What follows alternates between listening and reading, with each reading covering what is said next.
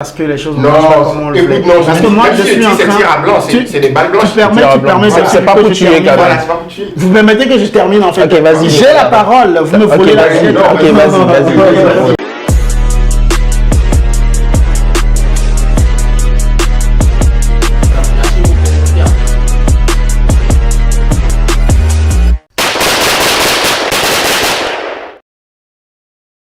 Yo, l'Omélema, j'espère que vous allez bien. Moi, je vais super bien. C'est Marty Jono. Le podcast c'est Tir à Blanc. Le podcast qui chronique l'actualité du game togolais. On va chroniquer, on va analyser, on va décortiquer. Surtout, on va tirer. Mais rassurez-vous, c'est pas pour tuer. Et aujourd'hui, je vous ai ramené du lourd. Voilà. À ma gauche, on a le Frollo. Voilà, bonjour Marty, bonjour aux internautes de Chandelle TV. Moi c'est Nicolas, à côté à Capo, je suis animateur à Radio Dina. Donc voilà. Ok. Et à ma droite, on a... Ouais, coucou à tout le monde, coucou à tous ceux qui vont voir cette vidéo. Moi c'est Julien Sozatono, blogueur musical et également youtubeur togolais. Voilà. Donc merci déjà Marty pour l'invite, ça fait beaucoup plaisir. C'est gratuit, frère. Je me sens bien quand je viens à Chandelle TV. Merci beaucoup. Il n'y a pas de quoi, Frollo. J'espère que tu as parlé avec ton patron. Ouais, t'inquiète. Il est informé. J'espère qu'il ne va pas m'appeler avec son accent d'un ancien banlieusard, tu vois, rapatrié de France avec wesh parti. Non, t'inquiète. J'ai appris sa bénédiction. Ok, t'inquiète, juste pour rigoler en fait. Ouais. Alors aujourd'hui, on va parler d'un artiste très très talentueux, un artiste considéré comme... le plus mal poli, le plus impoli du game togolais. Vous voyez un peu? Je parle de qui? Selon vous, c'est qui l'artiste le plus impoli du game?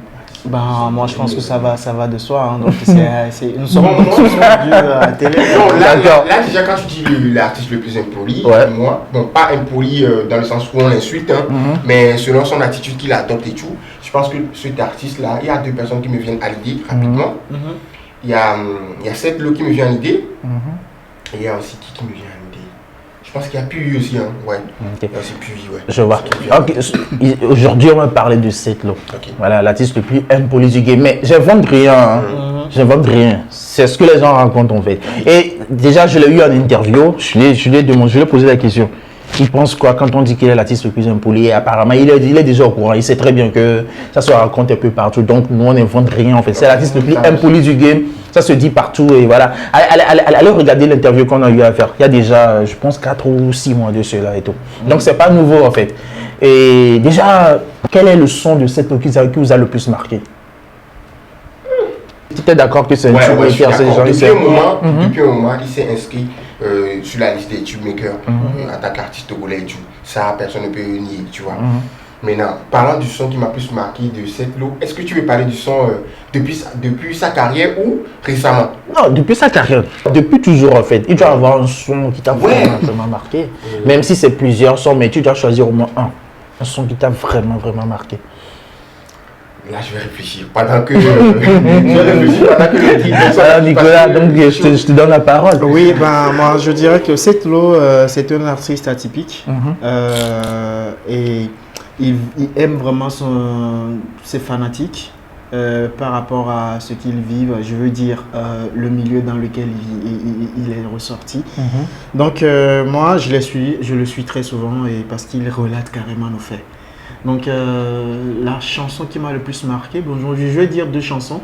La première, j'ai plus à l'idée le titre, mais quand même il parlait de sa petite amie, voilà. Enfin, ça fait un bon moment que c'est sorti. Et le deuxième? Ça m'a marqué. Le deuxième, c'est son featuring avec Picalosi. Niachanidi, voilà. Faut dire que c'est des chansons, des titres, ou bien je veux dire des tubes de cet artiste qui m'ont vraiment marqué. Parce que ça relate carrément nos vécus quotidiens, quoi. Donc, entre griffes, voilà. C'est ce que je peux dire sur lui. Ouais, là, je pense que le son qui m'a plus marqué, il faut quand même avouer que moi, je suis pas trop, excuse-moi, c'est pas que j'aime pas, j'apprécie. Mais je suis pas trop du genre chanter et tout ça, tu vois. Donc j'aime bien quand ça rapporte, quand ça rappe et tout. Donc pour moi, le son qui m'a plus marqué de cette lot, c'est son featuring avec Picalosi, tu vois. Surtout avec le message qu'ils ont véhiculé. Malheureusement, aujourd'hui, ce son n'est plus à retrouver sur YouTube. Parce que ça a été supprimé, tu vois. On connaît tous les raisons. Donc c'est quand même les gens l'ont toujours. Ça se joue toujours dans les bars. Moi je l'écoute toujours, je l'ai dans mon téléphone et tout. Donc c'est le son qui m'a plus marqué pour moi, s'il faut le dire ainsi. Voilà. Ok.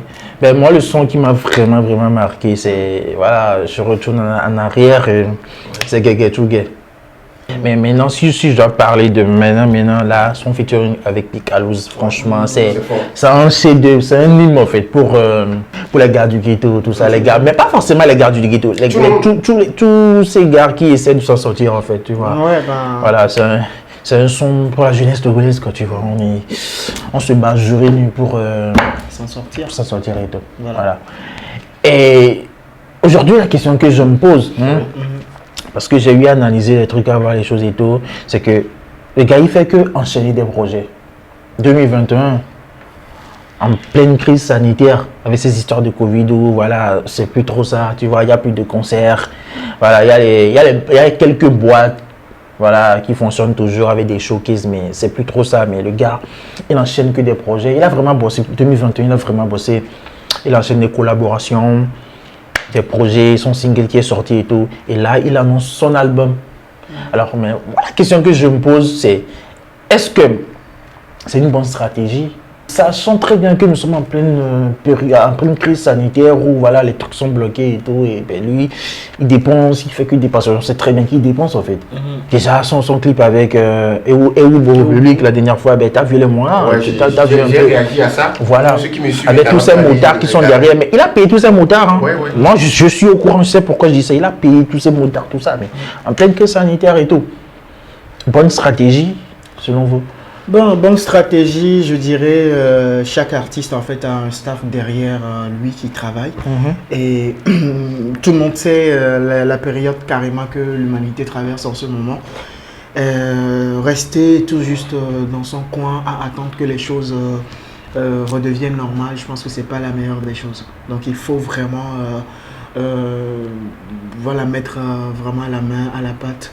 Et je pense que c'est ce que l'artiste est en train de faire. Il a trouvé vraiment son moyen de contrecarrer carrément cette histoire vraiment de Covid et qui a carrément bloqué toutes nos activités liées à la culture. Bon, moi je le salue vraiment parce que c'est pas facile.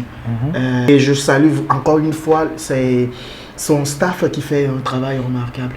D'abord, si un artiste veut sortir un projet, et je pense que son staff fera un travail de terrain en amont. Mais là, je vais te poser une question. Est-ce qu'on sort, on sort un projet pour ne pas rentabiliser? Ben, c'est pour ça qu'on dit que l'artiste doit vivre de son art. Si tu sors quelque chose aujourd'hui et que tu ne rentabilises pas... Et là, comment il va rentabiliser tout ça si on est en pleine, voilà, en pleine crise et tout ça? Je pense que le gouvernement, bien soit quelques mécènes de showbiz ont instauré actuellement un concert 100% live qui invite des artistes au moins voilà, qui font des prestations qui sont par après payées par des cachets, même si c'est pas ce qu'il en griffe, ce que ça doit être pour les encourager surtout. Je pense que c'est l'un des moyens. Et aujourd'hui, le rap game, je ne veux pas parler du rap game, mais je veux parler de la culture en général au Togo, a pris vraiment un poids, a pris un point plutôt dans la gueule face à cette situation du Covid. D'ailleurs, bien avant cette histoire de Covid, on est carrément, comment dire, sous le poids de cette précarité volontaire, je veux dire, de ces personnes-là qui sont dans le showbiz. Attention, je veux parler de personnes, mais c'est un constat que j'ai fait, des personnes qui sont là et qui ont la même mise carrément sur voilà, la culture togolaise. Et malgré ça, lui, il contrecarre carrément ces choses-là pour sortir quelque chose. Donc pour toi... Il faut dire qu'il investit aujourd'hui et ces investissements, fort probable, il ne peut pas l'avoir le retour en même temps. Parce qu'on sait carrément ce qu'on vit aujourd'hui. Je ne t'apprends rien. Voilà. Mais lui, malgré ça, il faut dire qu'il investit là-dedans. Et je pense qu'il aura gain de cause si voilà, les dieux donc de la pour culture toi, le permettent. voilà. Donc pour toi, c'est une bonne stratégie. Alors, Jovial, oui, toi, tu penses quoi? Je suis déjà en désaccord avec pas mal de choses que le confrère a dit. Nicolas, s'il te plaît, Nicolas dit, tu vois. Aujourd'hui, ça fait déjà plus de 4 projets. Je dois dire, bon, ça fait 4 projets. Okay? Non, ça fait 4 projets parce que depuis le 21 février jusqu'à aujourd'hui, cette lot, il a empilé que des tubes. Il a empilé que des collaborations. Et là, il y a un album, qui arrive. Il est en train d'annoncer son album qui arrive, tu vois. Bon, statistiquement parlant, déjà, pour voir si c'est une bonne stratégie ou pas. Parce que selon moi, c'est les statistiques qui me font juger si la stratégie qui a été adoptée derrière la sortie est la bonne ou pas. Après, il y a aussi les réalités du pays et tout qu'il faut revoir, mais ça, c'est un autre paramètre. Maintenant, statistiquement parlant, pour moi, aujourd'hui, il n'y a pas un de ces sons-là ou bien un de ces clips-là que cette a sorti qui est en bas, tu vois, de 200 000 vues. On est d'accord? Voilà, ça c'est un. Maintenant, ce que moi je veux dire, c'est que quoi, autour de cette lot, moi je pense que c'est saccadé, c'est désordonné. On est d'accord? C'est désordonné. Il n'y a pas de ponctualité entre les choses. C'est-à-dire, ok, je sens un son, après 3 mois je sens un son, après 3 mois je dois sortir un son. Tu vois, parce qu'il n'y a pas ce. Comment on appelle ça? J'oublie un peu. Une feuille de route de l'artiste. Voilà, de l'artiste et tout. Cette lot, c'est le gars qui, bon, selon ce que moi je vois, c'est le gars qui peut se lever ce matin et dire, bon, hey, envoyez un son sur YouTube, vite fait. Demain soir, il dit, ah ok, ça marche. Bon. Genre il a l'inspire, il rentre en studio, il balance tout ça. Il n'y a pas de stratégie qui accompagne. Oui, parlons justement de stratégie. Quand il disait quoi, par exemple, nous sommes dans une précarité volontaire due au fait que certains aînés et tout qui sont devant ont la même mise sur les choses et tout. Aujourd'hui, on a Internet. On ne peut plus vraiment empêcher un artiste de s'extérioriser ou bien de se vendre. On a Internet. Quand tu prends le cas de cette lot aujourd'hui qui fait ses clips et tout. Aujourd'hui, cette lot, s'il a par exemple un contrat de l'extérieur ou bien il se propose à quelqu'un, il envoie juste son lien, on y va voir ce qu'il fait. Maintenant, en ces temps de Covid, tu as un artiste togolais, tu arrives à faire ses chiffres, c'est louable. On est d'accord, c'est louable. Maintenant, en dehors de tout ça, il faut reconnaître que cette lot doit penser à avoir un staff autour de lui. Donc, est-ce qu'il veut dire qu'il n'a pas de staff? Il n'a pas encore de staff officiellement. Moi, je me rappelle, on l'avait appelé dans une émission, on lui demandait, mais cette lot, tu penses pas? Récemment, quand il a eu l'incident avec les trucs de showcase et tout, tu vois, le lendemain, je crois, le dimanche, on l'a appelé, on a dit, mais cette lot, tu ne penses pas que jusqu'ici, il te faut avoir un staff? Le mec qui me sort comme quoi, oui, vous vous souvenez, un temps j'avais eu un staff, on m'a vendu à Kézit, ça n'a pas marché. Voilà, je crois qu'il veut parler de Raoul Le Bon. Il faut toujours passer par là. C'est le mec qui se voit comme quoi il a été trahi et qui veut faire chemin seul. Et qui veut, il veut associer personne à son œuvre. Tu vois ce que je veux dire? C'est ça le côté qui ne va pas bien avec cette lot. Sinon aujourd'hui, tout ce qu'il fait, c'est louable. On est d'accord. Moi, je pense que ce serait plus pointu, plus poussé si jamais il arrivait à avoir un staff autour de lui. Je ne sais pas si vous comprenez. Aujourd'hui, pas seulement que cette lot, tu vois sur la page de certains artistes, il y a un message qui est passé avec des fautes. C'est dû à quoi? C'est dû au fait que c'est le gars même qui gère. C'est le gars même qui poste. Quand vous vous souvenez, récemment, avant de sortir le clip de, qu'on appelle avec les Eubo République, la veille, non, c'est pas la veille, le jour de sortie, à 18h, tous on attendait le clip, on attendait, oui, ça allait sortir. Ils nous sortent des posts comme quoi, oui, ils ont essayé plusieurs fois de mettre ça en ligne, YouTube est en train de faire tout ça. Je te donne un exemple, tu vois, il y a la série qui sort, la série qui s'appelle Casa de Papel, où les algorithmes de YouTube savent que ce jour-là, tout ce qui concerne Casa de Papel, braquage, Banque d'Espagne, tout ça c'est des mots-clés que l'algorithme reconnaît. Tu vois? Du coup, le truc sort le même jour. Tu sors un clip le même jour, ok? Avec les mêmes vraisemblables de combinaisons portées, le titre et tout ça. Les algorithmes, ils analysent tout ça. Si cette lot avait par exemple un community manager ou bien un spécialiste en YouTube, le gars lui aurait dit, mais écoute, aujourd'hui la série sort. Donc c'est fort et probable que notre vidéo ait certains soucis. Tu vois, donc nous on attendait, tout le monde attendait, tous les fans attendaient. Et là, ils me disaient comme quoi, oui, le truc n'a pas pu sortir parce que YouTube a effacé. Et là, on commence en même temps pas dire oui, c'est les haineux, c'est les... Non, c'est pas ça. il faut qu'il y ait du professionnalisme autour de l'artiste. Moi, c'est tout ce que je reproche aujourd'hui à cette dossier autour de lui. C'est saccadé, c'est désordonné. Ça, c'est ce que moi je. Il fait qu'enchaîner les projets. Donc pour toi, c'est pas une bonne stratégie. C'est pas une bonne stratégie dans le sens où c'est pas vraiment pointu. Tu vois, c'est bien de sortir des sons et tout parce qu'aujourd'hui, il y a pas mal d'artistes qui sortent de sons. Tu vois, que ce soit les attaques grands ou bien les connus. Mais les vrais connus, ils n'ont pas sorti assez de sons. Ça sert à rien de sortir beaucoup de sons ou bien assez de sons. Quand tu prends Mike, par exemple, c'est le genre de gars qui est là et puis une année, il observe et puis il envoie une seule bombe et voilà, il s'en va dormir. Il ramasse des sous, il ramasse des billets. Tu vois, quand tu es l'artiste qui sort assez de projets, tu vois, pendant que les autres n'en sortent pas, là, tu es l'artiste le plus sollicité sur les projets. On a vu, il a fait les showcases, pas mal de showcases. Tu ne peux pas me dire tout de suite que c'est à 0 francs qui fait les showcases. Il a été payé. Au moins, ça mais après, on sait combien coûtent les showcases au bled. C'est pas un concert. Ça ne peut pas aider à couvrir tout le budget d'un clip simplement, ou bien son carburant pendant une semaine, mais quand même, ça équivaut à quelque chose quand même. Sinon, il n'aurait pas dû le faire. On est d'accord. Voilà, donc, il a sorti pas mal de projets. Il a été l'artiste qui a été sollicité sur pas mal de showcases.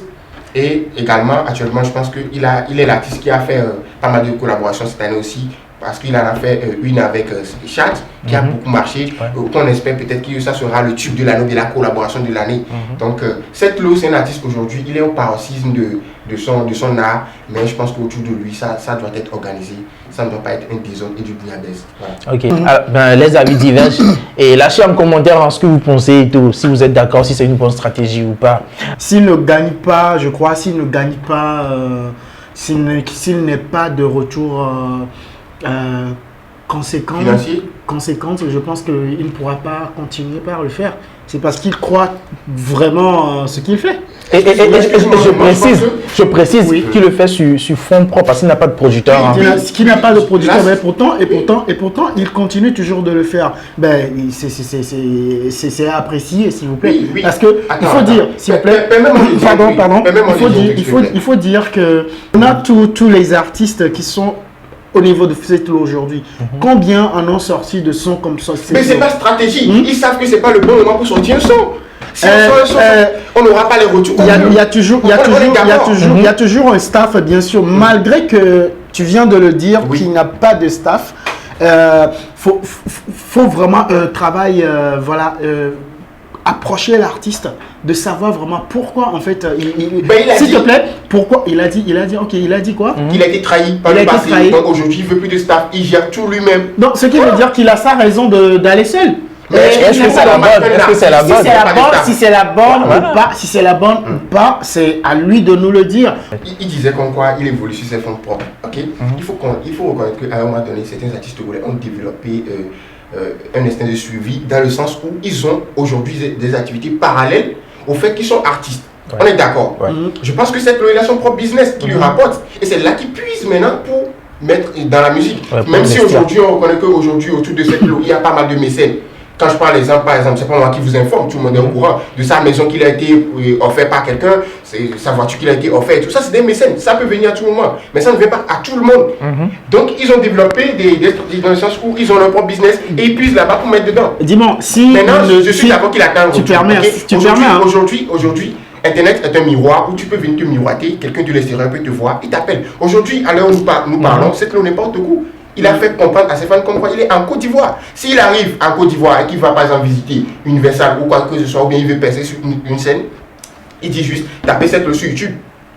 Tu vois ce que je veux dire? Et là on va se dire, tu es connu d'où tu viens. Vas-y, preste. C'est de ça qu'il s'agit. Donc tu viens de le dire très clair, en fait, que c'est grâce aux mécènes aujourd'hui qu'il a sa maison, sa propre maison avec sa propre voiture. C'est pas moi qui le dis. Non, ça a été informé. Ça a été informé. Selon tes dires juste là. Ok. Je te prends au mot en fait.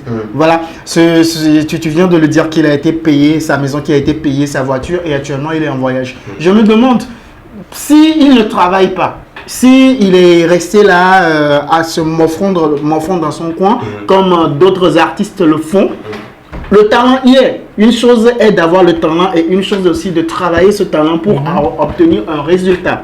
Tu vois. Et le résultat qu'il a obtenu, c'est carrément grâce à ça qu'aujourd'hui, sa maison a été payée. S'il ne travaille pas, si tout le temps il est là à se dire, ok, bon, c'est le pays, j'attends juste à ce que les choses... Est-ce que tu penses réellement qu'il va avoir... Nicolas, tu es d'accord avec moi? Non, je viens de se compter d'accord avec moi. Parce que tu défends cette loi comme quoi... Je ne le défends pas, je défends tout juste ce qu'il a en train de faire. C'est une bonne stratégie. C'est une bonne stratégie. Bien sûr, c'est ton point de vue. Moi aussi j'ai mon point de vue. C'est clair. Mais tu es d'accord avec moi qu'il y a des artistes qui sont là et tout, qui observent, qui développent leur stratégie, qui vont balancer juste un projet ce mois bon, pas le mois, pour l'année 2021, ils vont se faire plus d'oseille que cette loi. Bien sûr, je n'en dis pardon. Je n'en dis pas. Il y a un son qu'il a sorti récemment où il disait qu'il a donné une date. De telle date à telle date, le son n'en a pas rapporté pas moins de 20 millions. Il a mais après, tu n'as pas les preuves. Non, il a dit. Tir à blanc. Non, je ne refuse pas, il a dit. Non, il a dit. Mais après, t'as pas les preuves. C'était à toi de le dire. Je vais revenir sur ta question. Des artistes qui étudient carrément le terrain avant de sortir une œuvre, un single, et que ça cartonne. Oui, c'est normal. C'est un artiste. C'est ça un artiste. C'est pas. S'il te plaît. C'est ça un artiste aujourd'hui pour moi. Comment dire? Ne tirons pas juste sur des personnes parce que les choses ne marchent pas comme on le fait. Parce que moi, je suis en train. C'est tir à blanc, c'est des balles blanches. Tu permets, c'est pas pour tuer, quand même. Vous me permettez que je termine en fait. Ok, vas-y. J'ai la parole. Vous me voulez la suite. Ok, vas-y. Donc voilà. Et je disais quoi déjà? J'ai décroché. Voilà. Alors, Juliette, tu as la parole, tu voulais dire quelque chose? Oui, et les inconvénients, tout ça, d'enchaîner les projets comme ça. Il y a plusieurs inconvénients. Je peux énumérer par exemple l'inaperçu des sons. Quand tu sors assez de sons, sans stratégie, sans rien qui accompagne et tout, c'est fort probable que certains sons passent inaperçus. C'est-à-dire les gens ne savent même pas que tu as sorti un son, tu vois.